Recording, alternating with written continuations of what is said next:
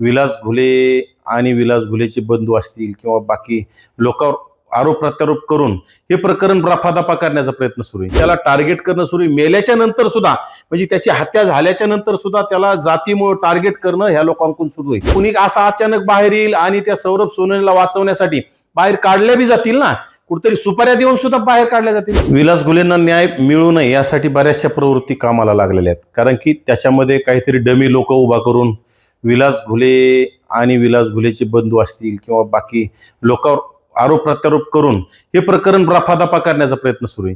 कारण की यामध्ये काय झाले, कोणी कोण्या पक्षात असेल, परंतु बजरंग सोनवणेला वाचवण्याचा सगळ्यांनी बजरंग सोनवणेच्या मुलाला बजरंग सोनवणे त्याच्यातून वाचवण्याचा केविलवाना प्रयत्न केला होता. सुरेश धस भाजपचे आमदार आणि ती वकिली करताय बजरंग सोनवणेच्या मुलाची. मनोज जरांगे वेळोवेळी सांगताय किंवा म्हणजे आम्ही जातपात पाहत नाही, आणि आज त्या विलास घुलेच्या कुटुंबाला मनोज जरांगेंनी भेट दिली नाही, सुरेश धसांनी दिली नाही, किंवा ह्या भागामध्ये आपला रोहित पवार, आमदार रोहित पवार ह्या भागात येऊन सुद्धा त्यांनी त्या कुटुंबाला भेट दिली नाही. आणि त्यांनी सुद्धा त्यांच्या त्या सुसुताई त्या सुद्धा ह्या भागामध्ये आल्या आणि कुठतरी बजरंग आप्पाला आमच्या गुतावल्या जाते, बजरंग आप्पा चांगला माणूस आहे. म्हणजे पोलीस प्रशासनाच्या पुढे ही एक पाऊल टाकल्यासारखं बोलायला लागले. म्हणजे सगळ्या चौकशा सुरू आहेत, त्याच्यामध्ये SIT लागली आणि जरांगे नावाचा बिंडोक तो त्याच्यामध्ये काय म्हणला, किंवा आता त्या सौरभ सोनवणेची SIT चौकशी झाली, 4 तास झाली ना, आता त्याच्यामध्ये काही निघलं नाही. म्हणजे जरांगे काही SITचा प्रमुख आहे का, जरांगे काही SITचा त्या सदस्य आहे का, किंवा जरांगे त्या भागाचा पोलीस अधीक्षक आहे, जरांगेला हे कसं काय माहित झालं. म्हणजे कुठतरी प्रकरण प्रेशर करून दडपण्याचा सगळा प्रयत्न आहे. विलास घुलेला न्याय मिळालाच नाही पाहिजे, कारण की त्याची जात पाहून त्याला टार्गेट करणं सुरू आहे. मेल्याच्या नंतर सुद्धा, म्हणजे त्याची हत्या झाल्याच्या नंतर सुद्धा त्याला जातीमुळे टार्गेट करणं ह्या लोकांकडून सुरू आहे. आणि फक्त इकडं म्हणायचं आम्ही जात बघत नाहीत, पात बघत नाहीत. खरं तर त्याच्यामध्ये एक कोण महिला, कदमबाई नावाच्या एक महिला त्याच्यामध्ये आल्यात, त्या सुद्धा असं बोलताना त्यांची आपण जर मुलाखत बघितली, एखाद्या युट्यूब चॅनलने घेतलेली त्यांची मुलाखत, त्याच्यामध्ये सातत्यानं त्यांचा असं कन्फ्यूज विषय, काय बोलायचं आणि काय नाही बोलायचं, तारखाचा मेळ नाही, काय बोलतात त्याचं मेळ कळत नाही. म्हणजे सगळं स्क्रिप्टेड असल्यासारखा विषय वाटतो. त्यामुळं त्या कदमबाईची सुद्धा SITने चौकशी केली पाहिजे. आणि त्याच्यामध्ये विलास घुले दोषी जर कोणी असेल तो विषय वेगळा, परंतु कुणी असा अचानक बाहेर येईल आणि त्या सौरभ सोनवणेला वाचवण्यासाठी बाहेर काढल्या बी जातील ना, कुठेतरी सुपाऱ्या देऊन सुद्धा बाहेर काढल्या जातील.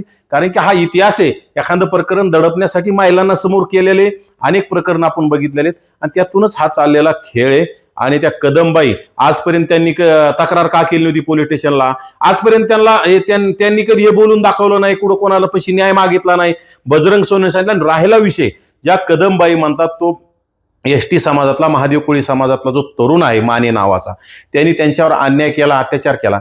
पण मला त्याच्यात हास्यास्पद वाटतं, किंवा मानेचं कुटुंब, मानेचं घर त्या गावामध्ये एक, आणि प्रस्थापित समाजाची महिला, मग ते ठीक आहे, मराठा असो किंवा OBC असो, ST समाजाचं एक घर त्या कुटुंबावर कसा अन्याय करू शकतं, त्या महिलेवर कसा अन्याय करू, याच्यामध्ये थोडं गौड बंगाल वाटतंय. त्यामुळं SITने त्या कदमबाईची चौकशी केली पाहिजे. त्याच्यातून दूध का दूध, पाणी का पाणी बाहेर आलं पाहिजे.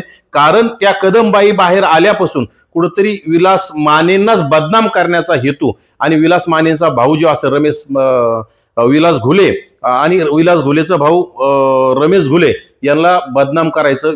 रमेश घुलेंचे काहीतरी खोट्या नाट्या अगोदर त्यांच्यावर हे केस होत्या, ते केस होत्या, वाल्मिक कराड सोबतचे फोटो. आता फोटो कोणाचे कोणासोबत असतात, जरांगे सोबत अनेक लोकांचे फोटो आहेत. मग जरांगे सोबतचे लोक गुन्हेगार नाहीत का?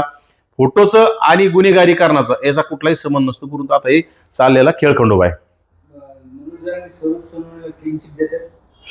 नक्कीच आता हे जात पाहून वाचवण्याचा प्रयत्न आहे. वेळोवेळी जरांगेने फक्त जरांगे, आणि कसं आहे, सौरभ सोनवणे बजरंग सोनवणेचा मुलगा आहे आणि त्यांच्या मालकाच्या पक्षाचा खासदार आहे. कारण की जरांगेचे मालक पूर्वीपासून शरद पवार आहेत, सुसुताई आहेत, रोहित पवार आहे, आणि त्यांच्या पक्षाचा खासदार आहे. मग त्याला ते वरून आदेशच आले असते ना वाचवण्यासाठी. म्हणजे हे सगळं स्क्रिप्टेड चाललंय. सगळ्यांनी सारखं बोलायचं. इकडं सुप्रकाश सोळंके शब्द काढायला तयार नाही, इकडं पंडित शब्द काढायला तयार नाहीत, आणि सुरेश धसांना तर घाई झाली सौरभ सोनवणेला क्लीन चिट देण्याची. कारण की हे कुठतरी प्रकरण सगळ्यांनी मिळून घुलेलाच बदनाम करायचं आणि प्रकरण संपून सौरभ सोनवणेला वाचवण्याचा सगळा प्रयत्न आहे. आणि विशेषतः जर सौरभ सोनवणे याच्यामध्ये नसता तर बजरंग सोनवणेंनी मुख्यमंत्र्याची भेट घेण्याची घाई केली नसती आणि बजरंग सोनवणे सुद्धा सातत्यानं कुठतरी या लोकांच्या सहकार्यानं आम्ही निर्दोष आहोत सांगण्याचा केविलवाना प्रयत्न करतात. परंतु SITचा काय अहवाल बाहेर येतोय त्यानंतर ते दोषी आहेत का निर्दोष आहेत हे सांगणं आपल्याला कळलं. परंतु त्याच्या अगोदरच जरांगे असतील, धस असतील, हे लोक जर अगोदरच निकाल देत असतील तर हे काही न्यायाधीश नाहीत, हे काही SITचे प्रमुख नाहीत, हे किंवा पोलीस अधीक्षक नाहीत. त्यामुळे हे लोकांनी याच्यात तुम्हाला जर घुले कुटुंबियाला न्याय द्यायचा नसेल, घुले कुटुंबियांना सांत्वन करायचं नसेल तर कमीत कमी त्याच्यामध्ये त्यांची बदनामी करणं तरी तुम्ही थांबवा आणि कुठतरी चुकीचे लोक याच्यामध्ये समोर आणून कुठतरी बदनामी करण्याचं षडयंत्र थांबवलं पाहिजे याच्यामध्ये. आता हात आहे नाही, परंतु त्याच्यात सगळ्या घुले कुटुंबियांचं म्हणणं आहे की सौरभ सोनवणे त्यांना पळून जायला गाडी दिली. सौरभ सोनवणे त्या उनवणे नावाच्या पोलीस निरीक्षकांना फोन केला आणि तो उनवणे सातत्यानं बाहेर येऊन कुणाशी बोलत होता. त्या उनवणेचे सुद्धा CDR तपासले पाहिजे, सौरभ सोनवणेचे CDR तपासले पाहिजे आणि CDR तपासून SIT चौकशीचा अहवाल बाहेर आलेलाच नाही. त्याच्यातून आपल्याला सातत्यानं कळलं. आपण काय विनाकारण तर सौरभ सोनवणे त्याच्यात नसेल तर अटक करा म्हणणार नाही, त्याच्यात नसेल तर त्याला बळजबरी आरोपी करा असं म्हणत नाहीत. परंतु तिथली जी माहिती स्थानिक लोकांकडून चर्चा अशी की 100% सौरभ सोनवणे त्याच्यामध्ये आहे आणि त्याला वाचवण्यासाठी हे सगळ्या लोकांचं प्रेशर आहे आणि त्या ह्या प्रेशरमुळं कुठतरी बजरंग सोनवणे सुद्धा भाजपमध्ये जाण्याचे चिन्ह आहेत. कारण की स्वतःच्या मुलाला वाचवण्यासाठी भाजपमध्ये जाण्यासाठी मुख्यमंत्र्याला त्यांनी भेट घेतली आणि स्वतःच्या मुलाला वाचवा असं त्यांनी विनंती करण्याचं काम केलेलं आहे. महाराष्ट्रातील सर्व बातम्यांचे विश्वासार्ह व्यासपीठ, सकाळच्या सर्व सोशल मीडिया प्लॅटफॉर्मला लाईक, फॉलो आणि सबस्क्राईब करा. तसंच सर्व नोटिफिकेशनसाठी बेल आयकॉन प्रेस करायला विसरू नका.